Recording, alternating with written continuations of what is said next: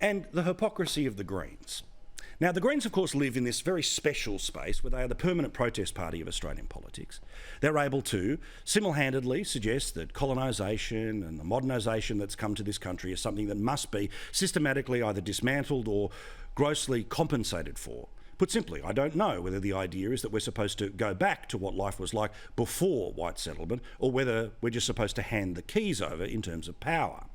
But one of the great examples of those who gets endless media attention is Lidia Thorpe. Now, Lidia Thorpe is the relatively new Green senator from Victoria. Of course, the media loves her because not only is she fiery on all the topics that they desperately care about, but she's willing to go further than most reasonable people are when it comes to their demands.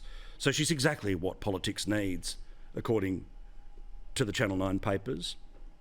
But then, of course, for her to become a senator, she would have to swear allegiance to the country. And she didn't like the idea that she would have to swear allegiance to the coloniser, the Queen, and this country. But of course, there was a job, and you can't qualify to be a senator unless you take that oath. So, of course, that principle, well, it just went by the by, didn't it? Because here was her opportunity to have an almost guaranteed place in the Parliament for as long as she would like to have it. So she took the oath. She was sworn in. She became a senator. She's paid by the coloniser. She's paid to become part of the system of government that is only possible because of the modernisation of Australia.